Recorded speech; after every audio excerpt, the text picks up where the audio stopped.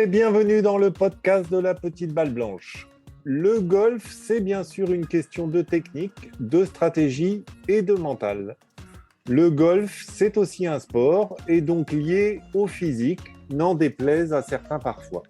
Et vous qui êtes un joueur occasionnel ou régulier, comment gérez-vous votre alimentation, votre hydratation, avant, pendant et même après votre partie? Quand boire, quand manger et quoi manger?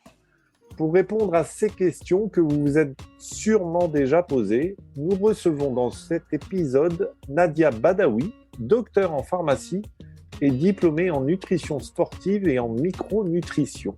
Bonsoir Nadia. Bonsoir.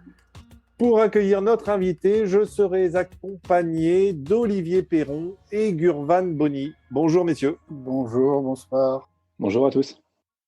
Alors Nadia, j'ai énuméré quelques questions dans l'introduction sur le quand et le quoi relatifs aux questions de nutrition parce que pour de nombreux golfeurs, je n'irai pas jusqu'à dire que ce sujet est négligé, mais c'est un flou certain qui l'entoure. Je partage complètement ton point de vue. C'est vrai que c'est un constat que j'ai pu faire assez rapidement. Dès que j'ai commencé le golf, à vrai dire, il y a à peu près 3 ans, je me suis rendu compte qu'il y avait parfois un manque de repères au niveau des choix alimentaires à faire, notamment les jours de golf. Et ça, je m'en suis vraiment rendu compte, pour le coup, sur le parcours, quand on discute justement avec ses partenaires de jeu et que, voilà, on se demande un petit peu ce qu'on fait dans la vie. Et enfin, moi, le sujet arrivait assez rapidement sur le tapis, que j'étais pharmacien spécialisé en nutrition du sport. Je faisais de l'accompagnement de sportifs à ce moment-là. Et du coup, on me posait toujours la question, alors pour les autres sports, ok, mais pour le golf, qu'est-ce que tu conseillerais ? Et en fait, à force d'entendre cette question, je me suis un peu documentée, j'ai cherché un petit peu. Et je me suis rendu compte que contrairement à pas mal d'autres sports qui ont été quand même très étudiés sur le plan des besoins nutritionnels, le golf avait été un petit peu mis de côté et qu'il était beaucoup plus difficile de trouver des informations claires sur le sujet. Pourquoi le golf est justement laissé un peu de côté dans la nutrition? Tout le monde va aller voir son pro pour prendre des leçons, tout le monde va aller voir son club maker pour refaire ses clubs, mais personne va en parler à son médecin ou à son entourage de ce qu'il faut manger ou ce qu'il faut boire. Alors, personne n'en parle, mais quand même, tout le monde pose la question. Donc, j'estimais que c'était un besoin qui était sous-estimé et qui pouvait être intéressant de combler, mais à la base, vraiment par pur intérêt personnel. Et comme je te le disais, en faisant des recherches, je me suis rendu compte qu'il y avait quand même très, très, très peu de choses. Et vraiment, c'était des recherches très étendues en France, en Europe, en outre-Atlantique. Et j'ai fait un petit peu un mix de tout ça. J'ai aussi apporté ma touche à moi, qui est la micronutrition, qui est le domaine mon deuxième, second, donc grand domaine d'intérêt. Et j'ai un petit peu associé tout ça si tu veux, aux contraintes du golf. Et j'en ai dégagé finalement des grandes lignes qui pouvaient aider les joueurs sur le parcours et puis aussi en dehors, évidemment, avec la micronutrition. Et il y a une question qu'on peut forcément se poser, c'est la différence entre moi, je suis un joueur du dimanche, même si j'ai plutôt tendance à jouer en semaine, mais on va considérer que je joue le dimanche. Ouais. Et puis si par exemple on prend Gurvan, qui est déjà un autre type de golfeur, parce qu'Olivier est plus proche de moi, je pense, en termes de fréquence de jeu. Mais Gurvan joue, lui, en compétition assez régulièrement, fait des grands prix. Et puis après, on a la marche au-dessus avec les professionnels qui, eux, jouent tous les jours, quasiment. Donc, est-ce que j'imagine qu'il y a des différences, mais est-ce que parce qu'on est amateur, on doit aussi s'intéresser à la question, en fait? Oui, mais on s'y intéresse, c'est vrai, différemment. Alors, c'est vrai que déjà, moi, l'expression joueur du dimanche, c'est pas ma favorite parce que je la trouve forcément un peu péjorative, mais pas dans l'esprit, pas dans l'esprit commun. Mais effectivement, les objectifs, les besoins ne seront pas les mêmes si tu joues une fois par semaine sans aucun enjeu, si tu joues toutes les semaines mais en étant un compétiteur régulier et si tu es un joueur pro. Et d'un point de vue même de l'accompagnement, moi, je sais que j'accompagne à la fois des amateurs et des professionnels. Ce sera très différent parce que les objectifs sont différents. Et je dirais que la grande différence, c'est que pour le joueur pro, l'alimentation en dehors du golf, elle va être nettement plus importante que finalement l'alimentation pendant la partie, qui là, pour le coup, sera pour lui de l'ordre du b.a.-ba. Il se connaîtra par cœur. Il saura exactement ce qui est bon pour lui, à quel moment, même si j'adore faire expérimenter toujours de nouvelles choses pour voir si ça peut apporter quelque chose ou pas, et puis même pour diversifier. Mais pour lui, oui, l'alimentation au quotidien est plus importante parce que pour le coup, il doit vraiment tenir le rythme des tournois. La nutrition, pour lui, va lui permettre d'optimiser sa prépa physique et surtout de créer un terrain le plus favorable possible à la progression. Et donc, en gros, pour le pro, il faut vraiment raisonner à l'échelle d'une saison. Alors que pour l'amateur, si l'objectif il est vraiment purement golfique, finalement, l'objectif, c'est juste d'arriver à maintenir son niveau d'énergie tout au long des 18 trous, arriver à rester concentré et éventuellement, pour un tournoi, arriver à gérer comme il faut un tournoi de 2 à 3 jours, mais en général, ça s'arrête là. En revanche, il pourra après, lui, tirer parti de la micronutrition d'un point de vue plutôt santé pour arriver à jouer plus confortablement, plus longtemps et à limiter les désagréments qui peuvent être liés à son état de santé en général. Et parce qu'on a des corps un peu tous différents, il est possible de dégager, on appelle ça une genre de recette un peu commune pour tous les morphotypes, sachant que voilà, on peut avoir des prototypes du style comme moi, voilà, c'est-à-dire en approche du quintal avec une micronutrition basée sur les mini-lions, éventuellement la Fiola Birdie, des pommes-potes, des trucs comme ça, alors que d'autres vont avoir, on appelle ça totalement esthète, habitué peut-être éventuellement à des efforts un peu plus récurrents, style à tête, des choses comme ça. Comme moi, quoi, tu veux dire. Je n'osais pas le dire, monsieur. Alors, c'est complètement ça. L'approche micronutritionnelle, c'est une approche très individuelle. En revanche, avant de s'intéresser à la micronutrition, avant d'aller dans l'aspect micro, il faut aller dans l'aspect macro. Et dans cet aspect-là, il y a des bases communes à tous. Après, il est toujours intéressant d'individualiser l'approche parce qu'on a des métabolismes différents, on a des antécédents médicaux différents. Il y a aussi une question d'âge, ça on en reparlera pour la micronutrition. Les problématiques du jeune de 18 ans ne sont pas les mêmes que celles du jeune de 40 ans, ni celles du jeune de 60 ans. Mais donc, oui, il y a des principes en commun. Et après, l'intérêt, et là où on fait vraiment la différence, c'est sur l'individualisation en se basant vraiment sur le terrain de chacun. Alors, je vais donner la parole à mes deux compères. Quelles sont vos habitudes, en matière d'alimentation et d'hydratation, au moins quand vous jouez une partie, par exemple, à défaut d'avoir le côté avant la partie et après la partie, au moins pendant la partie, est-ce que déjà vous avez des habitudes de boire régulièrement, de manger régulièrement et quoi? Ouais, j'ai quelques habitudes que j'ai pris depuis 2-3 ans quand même de boire. Voilà, j'ai ma gourde d'1 litre que j'essaie de vider voilà, sur mon parcours. Et après, je viens de changer en fait d'habitude de nutrition. Je viens de changer là il y a 1 mois et demi. J'étais avant adepte d'un sandwich, plutôt, un sandwich plus des petits compléments pommes-potes ou barres de céréales. Et puis là, je suis passé entièrement en fait aux graines et aux raisins, aux baies, aux fruits secs. Voilà. Et je me nourris uniquement de ça là, sur le parcours. Et ça va un peu mieux. Je sais pas si, ça me correspond en ce moment, ça me correspond. Gugu? Moi, c'est plutôt 1,5 litre à 2 litres en général. Je bois à peu près tous les 3 trous, principalement après pommes-potes et petites barres de céréales, mini-lions, Mars et des choses joyeuses. Ouais, c'est après à peu près tous les 3 trous. Et voilà, c'est en fait, moi, j'ai commencé à en prendre conscience quand j'ai eu nombre de mes partenaires qui me disaient je comprends pas, au 12-13, à chaque fois, je commence à merder un trou, je suis plus dedans, j'y arrive plus. J'ai fini par me dire qu'il y a peut-être un truc là-dedans, et puis voilà. Ça correspond, ce que vient de dire Gurvan, le coup de pompe après 2 tiers du parcours, on va dire. C'est des choses qu'on voit assez fréquemment. Et ça fait partie des objectifs, on va dire, de la nutrition. C'est justement d'éviter ça et de maintenir à la fois son mental et son physique, son niveau de concentration, on va dire, de manière égale à peu près sur 18 trous.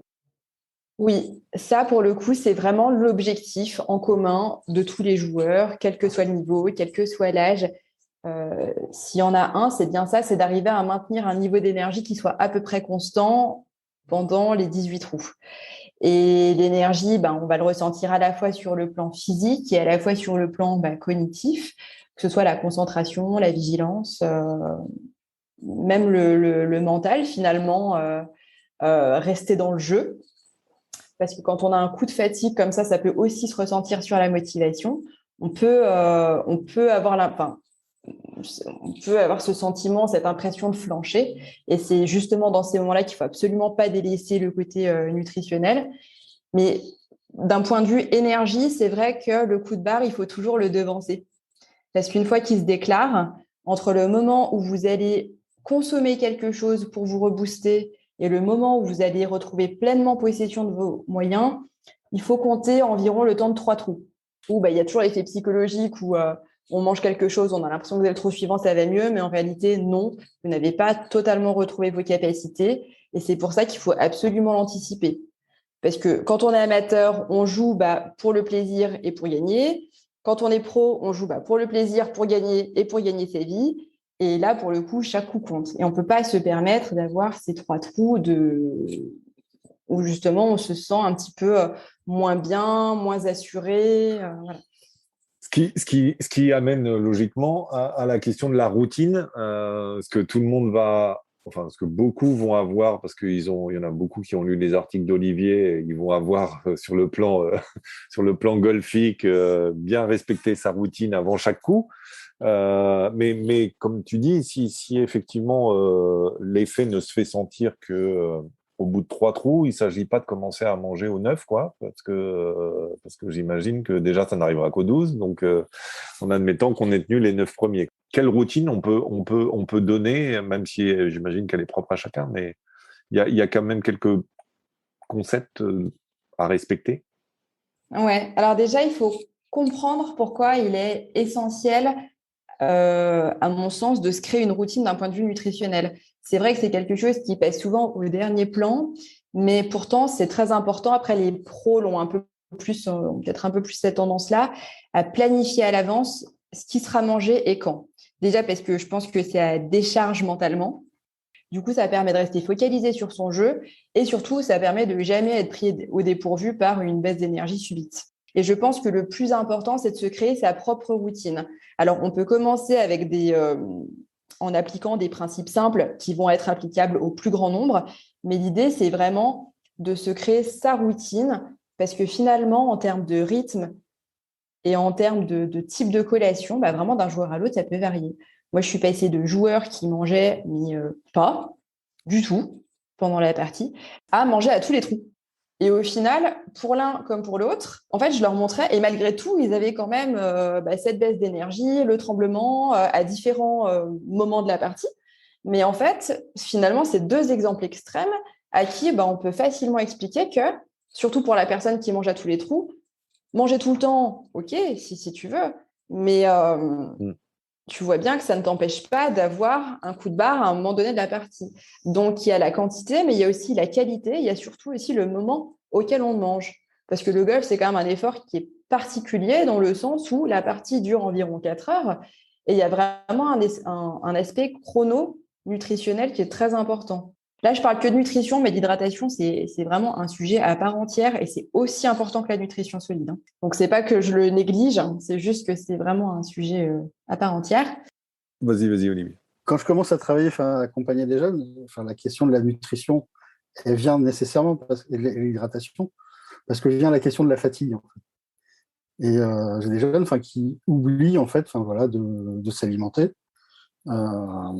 Et en fait, pour la routine, pour le respect de la routine, moi, le la chose que je leur dis, c'est vous avez un carnet de parcours pour ceux qui font des grands prix, mais notez sur votre carnet de parcours à quel trou vous devez manger, vous devez boire. Ouais, c'est une excellente idée. Moi, c'est ce que je fais avec les joueurs que j'accompagne. Je leur ai fait en fait bon, déjà avant le début de l'accompagnement avec moi, ils doivent remplir un questionnaire de 10 pages. Et par contre, ensuite, à chaque fois qu'on initie un nouveau changement, je leur fais un plan trou par trou avec justement tout noté. Ils peuvent amener ça dans leur sac s'ils ont un petit trou de mémoire et ils savent exactement à quel trou, ce qu'il faut boire, ce qu'il faut manger, etc. Le but, c'est pas de sortir sa feuille en compétition, c'est d'avoir vraiment testé ça à l'entraînement pour que ça devienne un acquis et puis surtout pour qu'au fil des entraînements, on puisse affiner, ajuster et aller au plus proche de ce qui lui correspond. Pourquoi on a besoin de 10 pages de questions? C'est que... Avant, ouais. Alors, pour être même complètement transparente, moi, quand je fais un accompagnement, j'ai développé un questionnaire qui fait pour le coup plus de 10 pages. C'est un questionnaire assez dense, mais ça, c'est ma manière de travailler. C'est quelque chose que j'ai développé parce que j'ai besoin de pas mal d'informations et qu'en fait, c'est une base d'échange qui me permet, moi, d'évaluer la situation de base du joueur. Ça va bien au-delà de la nutrition. Ça englobe pas mal de choses, même sur l'état de santé un petit peu du joueur, sur sa santé digestive, sur son bon fonctionnement mental, etc. Donc voilà, ça, c'est un petit peu à part. Le questionnaire que je fais remplir avant, c'est un genre de carnet alimentaire. Alors, quand je dis 10 pages, c'est vraiment 10 pages, hein, pas 10 pages de questions, où c'est vrai que j'ai besoin de connaître, avant de commencer un accompagnement, les habitudes nutritionnelles du joueur en jour off, en jour d'entraînement et en jour de compétition. Parce que c'est important de connaître d'abord les habitudes du joueur, de se baser déjà dessus et de ne pas arriver avec sa science et de se dire c'est comme ça et c'est pas autrement. Voilà, on se base déjà sur ce qui fonctionne moins, on réajuste, on réadapte et ensuite on propose de nouvelles choses. En tout cas, c'est mon approche. Et ça veut dire, par exemple, que tu es capable d'estimer à peu près les apports nécessaires en termes de sucre, de lipides, de glucides, etc. Et donc de réussir à trouver, on appelle ça, le produit adéquat, parce que par exemple, genre moi je suis fan des super mini-lions et que peut-être qu'il y a genre un mini-lion bio qui passe encore mieux, et donc d'adapter en gros les apports nécessaires au produit idéal que le golfeur aime bien. Oui, alors c'est vrai que mon approche à moi, je ne sais pas trop si c'est le sujet du podcast, mais en tout cas, c'est vrai que mon approche à moi, c'est absolument pas d'être dans le calcul ni des calories, ni de quoi que ce soit. Je laisse ce bon soin-là aux diététiciens et diététiciennes. Mon approche, elle est un peu plus qualitative. On n'est pas dans le surcontrôle des calories ou de quoi que ce soit. Évidemment, il y a des quantités de glucides à respecter qui ne sont pas très élevées comme on pourrait le croire, mais qui sont justes par rapport à l'effort qui va être fourni. Après, ce qui pour moi est intéressant, et là où je commence vraiment à compter en fonction du métabolisme du joueur, de sa masse musculaire, etc., et surtout de ses objectifs, ça, en général, c'est le travail que je fais en dehors des jours de golf, plutôt pour accompagner la préparation physique et tout ça. Si on n'est pas sur un exercice comptable des quantités, est-ce que tu peux nous dire rapidement quels sont les objectifs en fait, de la nutrition? Quels sont les objectifs de la nutrition sur un parcours de 18 trous? Alors, sur un parcours de 18 trous, le premier objectif, c'est déjà d'avoir anticipé un petit peu sur les 24, on va dire sur les 24 heures précédentes. Le premier objectif, c'est d'arriver avec des réserves énergétiques qui soient suffisantes. Donc, c'est quelque chose qui s'est préparé un petit peu en amont. Et le deuxième objectif, c'est de préserver ces réserves tout au long de la partie. Parce que si on les économise pas un petit peu et si on n'apporte pas ce qu'il faut au bon moment tout au long de la partie, en fin de partie, on arrive avec des réserves épuisées.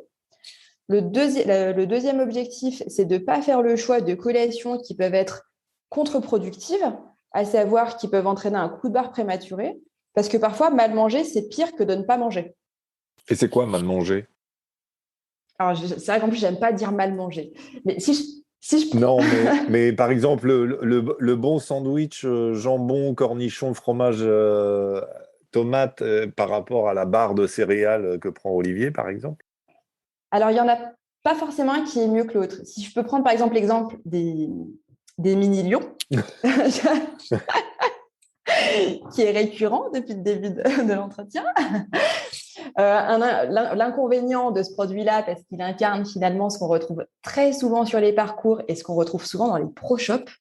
Il y a quand même souvent des Twix, non, je ne sais pas si je peux une citer de marque. Je fais que ça depuis tout à l'heure. Bon, c'est pas grave.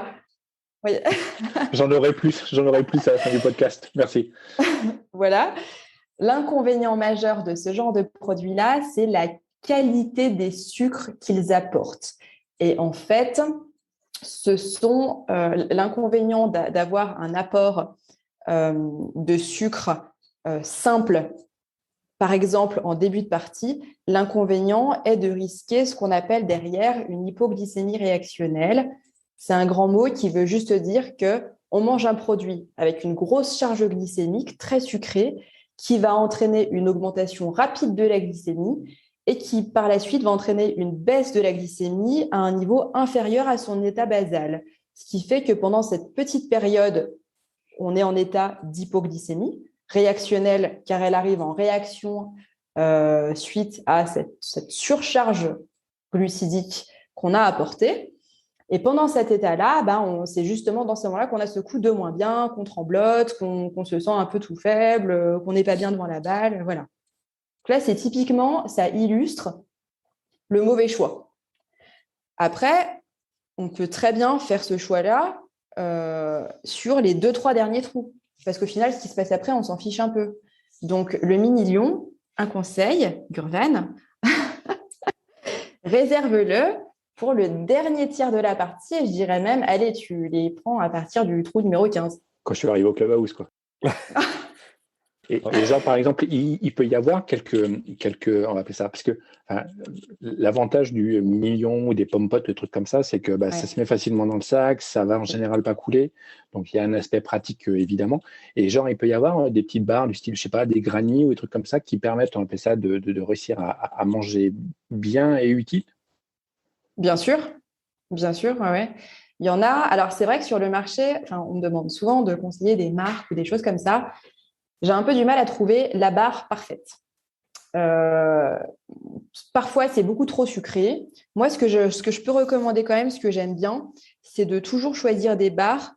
Alors, pas prendre les barres réservées aux sports d'endurance, qui sont en général juste extrêmement sucrées. Plutôt les barres destinées à la musculation, avec toujours un petit peu de protéines dedans. Je trouve ça toujours un petit peu intéressant. Donc, un petit peu de protéines, une barre pas trop sucrée, et en général, on la consomme par moitié. Mais l'idée, c'est surtout d'avoir... moi, j'ai un peu une approche par heure, avec un apport un peu glucidique par heure, et voilà. Donc, en gros, à peu près tous les 3-4 trous, quoi, à peu près.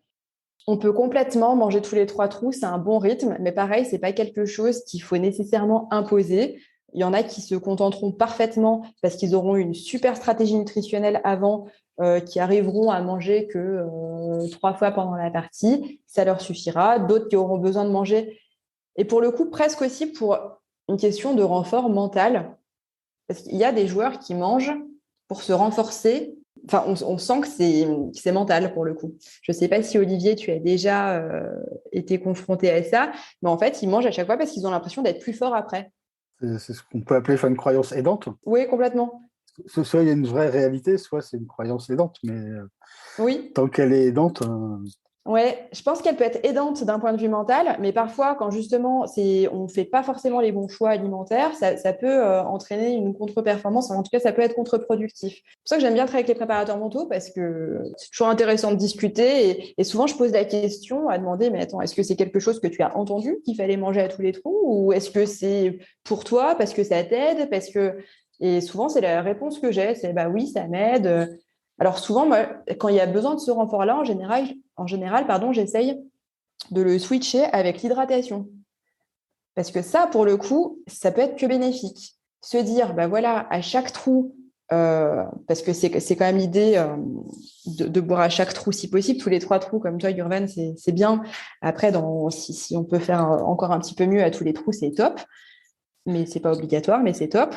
Et ça peut être une astuce que je donne, à dire, bon, bah voilà, crée-toi vraiment, là aussi, ta routine hydrique, à savoir à quel moment tu préfères boire pendant la partie. Si tu préfères boire en début de chaque trou pour te dire, allez, ça y est, là, je fais un reset, mon objectif, c'est le prochain trou, et vraiment, je ressens ce que je bois. Bon, ça, c'est ton rôle, hein, Olivier, hein, mais j'ai conscience de ce que je bois et à la fois, ça m'apporte un bénéfice d'un point de vue physique et d'un point de vue mental, tant mieux. Si c'est en fin de trou pour dire, bon, allez, ça clôture mon trou, je passe au suivant. Voilà. Non, il y a un vrai lien qu'on peut faire voilà, sur cet exemple-là entre le fait de boire peut permettre voilà, de prendre du recul et de se remettre dans la partie. Quoi. Tout à fait. On pourrait en parler facilement 2 heures, je pense, des habitudes alimentaires de chacun. Est-ce qu'il faut prendre un fruit? Est-ce qu'une banane, c'est mieux qu'une pomme, etc.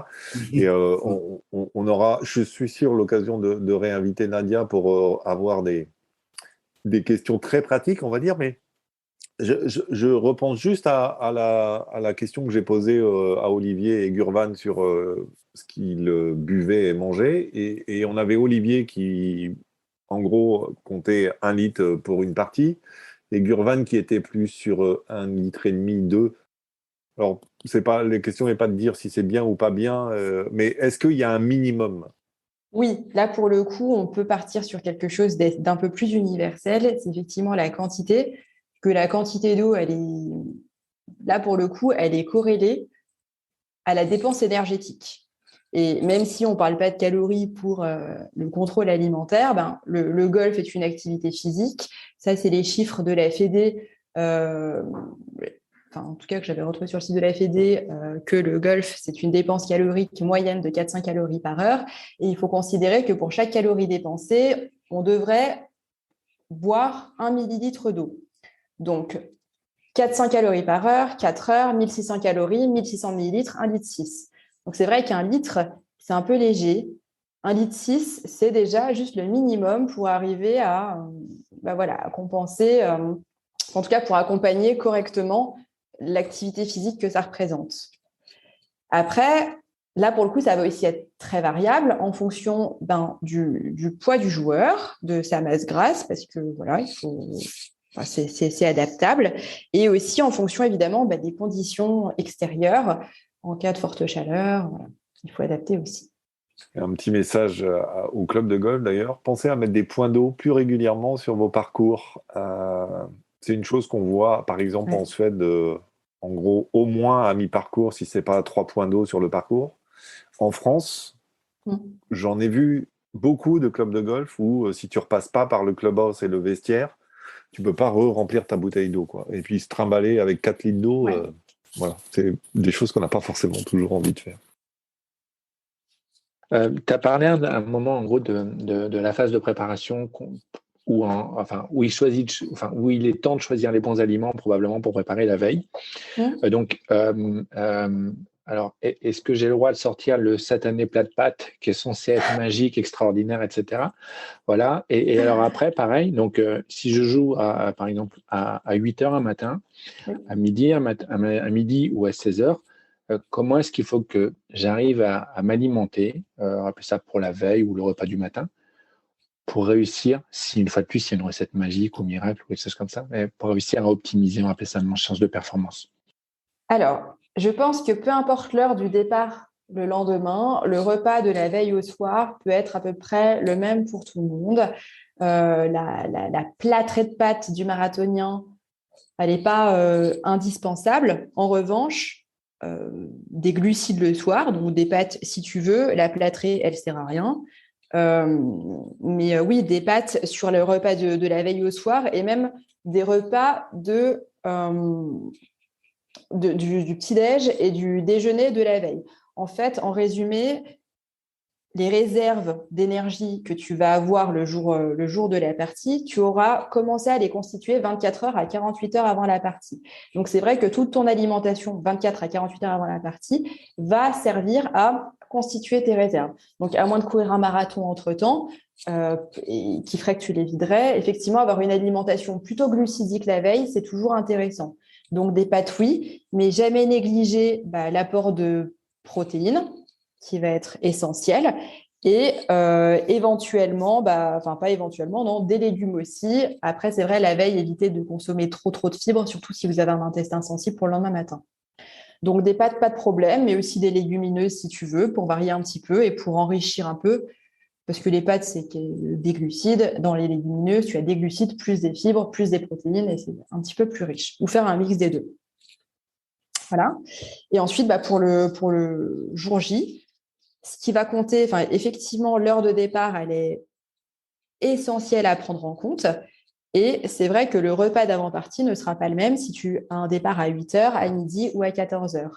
Donc, il y a à la fois la composition du repas d'avant la partie et il y a aussi toujours cet aspect chronologique et à quel moment on le prend par rapport au début de la partie. Voilà, il faut l'avoir fini bien, si possible, 3 heures avant le début. Mais si tu as un départ à 8h, tu ne vas pas finir ton petit déjeuner à 5h. Donc, on adapte. On adapte aussi ce qu'on mange en fonction un petit peu du temps de digestibilité des aliments pour ne pas arriver au moment de la partie et être encore en train de digérer. Parce que ça demande beaucoup de ressources à ton organisme. Et à ce moment-là, on ne veut pas que l'énergie soit détournée à des fins digestives. Donc, on fait attention à tout ça et on peut aussi parler, mais ça, effectivement, pour en parler des heures, de pourquoi pas introduire une ration d'attente avant le début de la partie. Voilà, toutes ces choses-là sont à réfléchir et sont à mettre en place au moins la veille.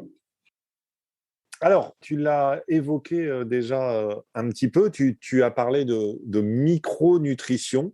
On est dans un pays qui aime manger.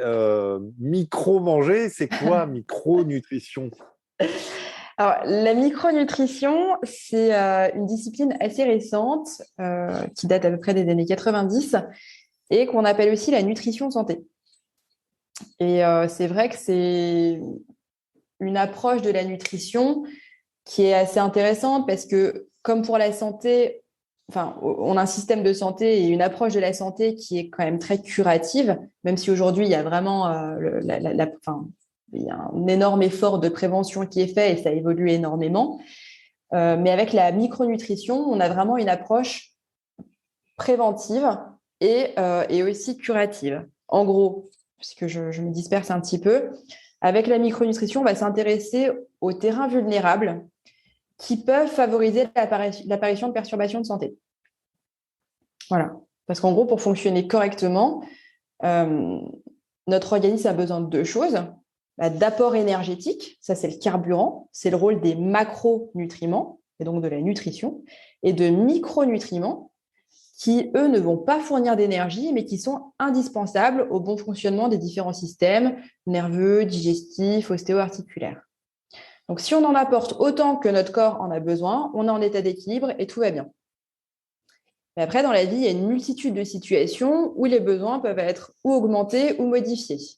Et ça peut être le cas d'une infection virale, quelle qu'elle soit, d'une chirurgie, d'un stress important, d'une exposition au soleil prolongée, ce qui est le cas des golfeurs pros, par exemple, d'un terrain inflammatoire, tout ça. Et si on ne compense pas ces besoins qui sont accrus, les systèmes fonctionnent moins bien. Alors, au début, on ne le ressent pas physiquement, mais la perturbation, elle existe. Et si on la laisse s'installer, on développe des perturbations en cascade, on crée un état de vulnérabilité, puis un état de fragilité qui peut favoriser après ou l'apparition de pathologies ou qui peut nuire au développement des performances sportives ou qui peuvent augmenter le risque de blessures. Voilà. Et tu l'as évoqué aussi tout à l'heure, ça dépend aussi du type de golfeur, de la personne, de son âge, et puis de ce qui, entre encore une fois le golfeur du mercredi, pour pas dire dimanche, et celui qui pratique la compétition tous les week-ends, par exemple, il y a des objectifs et des problématiques différentes. Oui. C'est sûr. En général, le joueur l'espoir de 18, 20 ans, en général, il a pas de problème de santé apparent.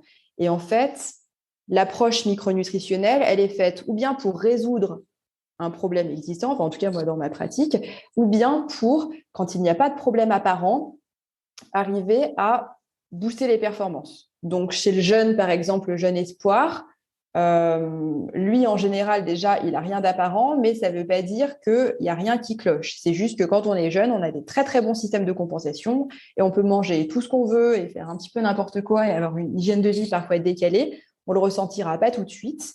Malgré tout, ça peut quand même être un frein à la progression.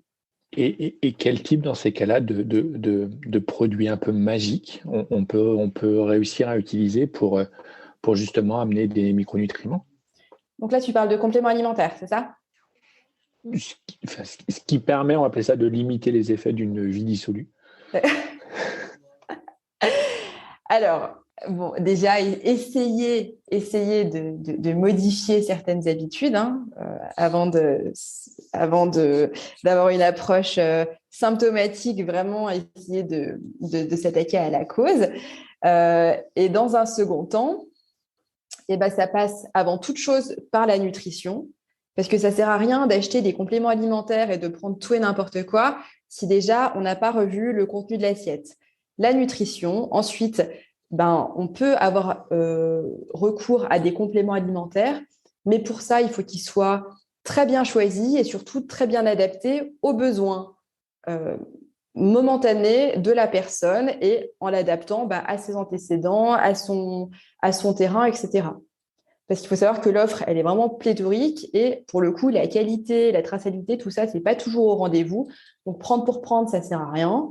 Il faut bien choisir et surtout pas prendre ça comme une solution de facilité et avoir vraiment tout ce qu'il faut avoir fait dans l'assiette avant. Voilà, donc il n'y a rien de magique. Par contre, c'est vrai que ça peut être une aide et moi, je les utilise quand même beaucoup parce qu'aujourd'hui, on a une alimentation qui, de toute manière, même si on la veut optimale, il y a des freins aujourd'hui qui ne dépendent plus de nous. Il y a quand même un appauvrissement les aliments ont une densité nutritionnelle beaucoup plus faible du fait du type de culture, de l'agriculture intensive, etc. Enfin, on ne va pas refaire tout le système, toute la chaîne agroalimentaire, mais aujourd'hui, du fait aussi de ne pas consommer toujours les produits de saison, voilà, on a souvent quand même besoin d'avoir recours à certains produits. Mais là, on est d'accord qu'on est sur sur une question de moyen long terme, en fait. C'est pas quelque chose qu'on va résoudre sur une partie de golf. C'est plutôt un accompagnement qu'on va avoir pendant plusieurs mois, voire plusieurs années, et quitte à changer de mode de vie aussi, entre guillemets. Alors, tout dépend parce qu'il y a des choses qui se résolvent très vite. Vraiment, parmi les problèmes que je retrouve le plus fréquemment, il va y avoir les troubles digestifs. Et ça, pour le coup, tout âge, tout niveau, ça concerne tout le monde. Ça peut être le golfeur professionnel qui a un transit hyper accéléré en début de compétition et voilà, c'est des problèmes liés au stress.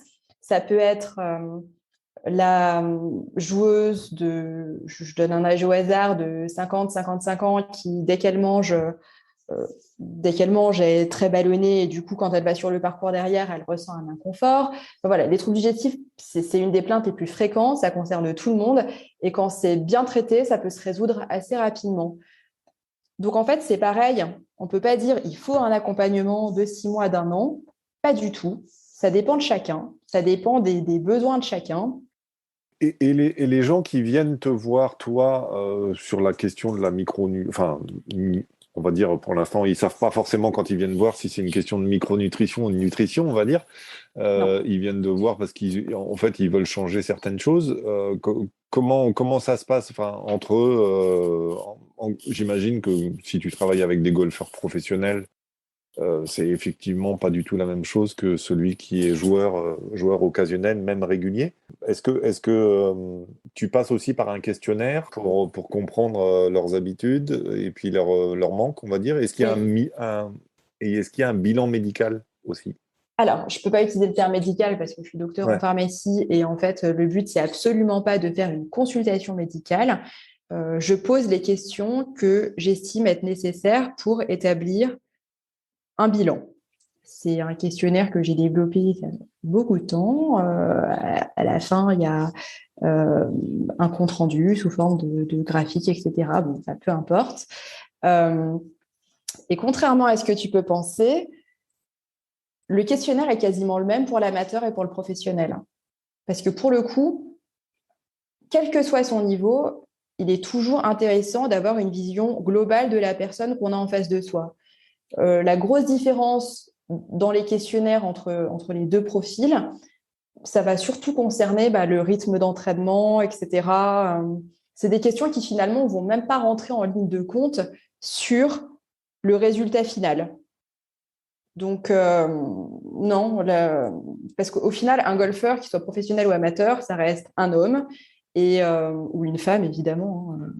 Mais non, dans tous les cas, l'approche globale, on traite avant tout un être humain, entre guillemets, c'est vraiment la base de tout. Et donc, non, l'approche, elle est aussi complète.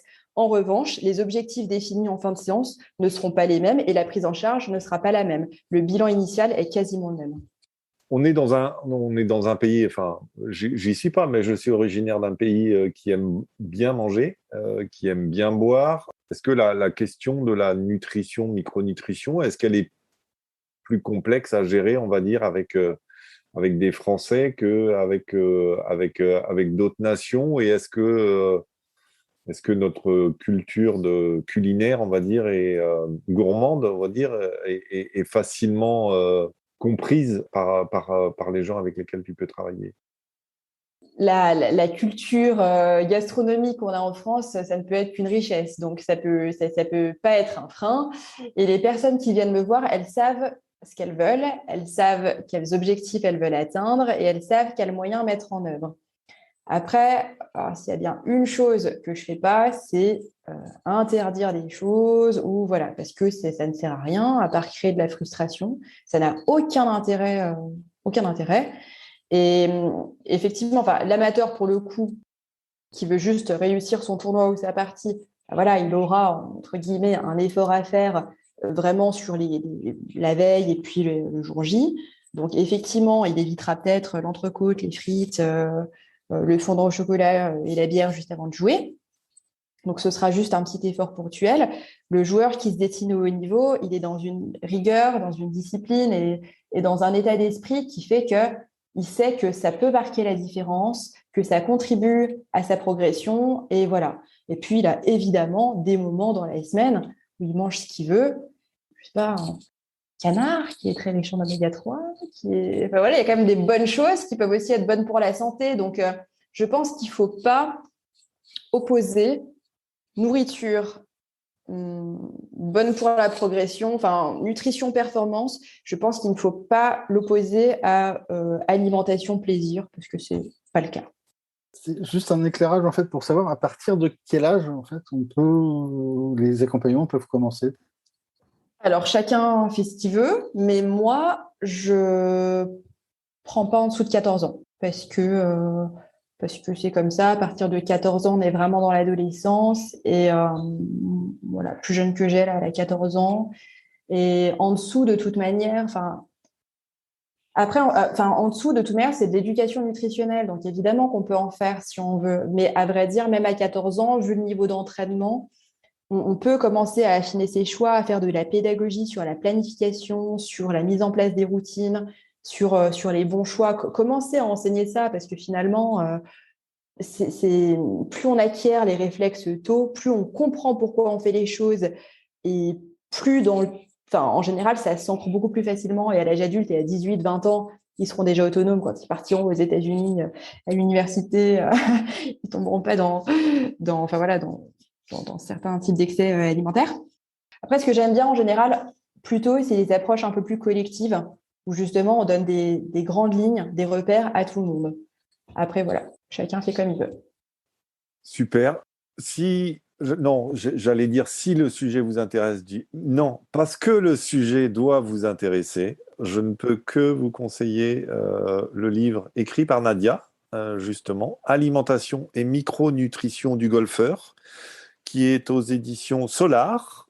et qu'on peut se procurer, j'imagine, dans toutes les bonnes librairies, ça c'est sûr, mais en ligne, surtout, ça doit être largement faisable de commander le livre. Oui. Voilà. Et puis, si n'hésitez pas à nous contacter, on vous donnera toutes les infos pour le commander si vous le souhaitez. Et donc, j'en profite pour te remercier beaucoup, Nadia, de ta présence et de tes connaissances et de les avoir partagées avec nous. C'était très intéressant. C'était un plaisir et merci d'avoir interagi. C'était vraiment sympa. Messieurs, mes amitiés à l'entrecôte frites. Au revoir. Au revoir, l'entrecôte frites. Voilà.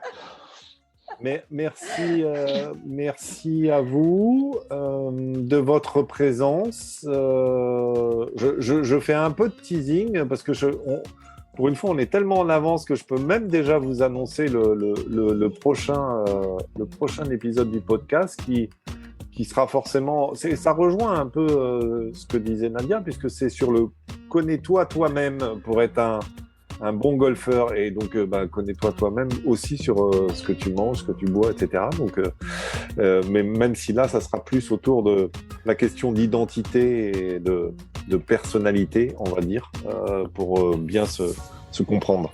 Donc on en parlera ensemble dans un prochain épisode avec Olivier et Sophie Jiquel-Bétan. Merci à vous trois de votre présence et puis bonne semaine et à très bientôt. Merci Nadia. Au revoir. Au revoir.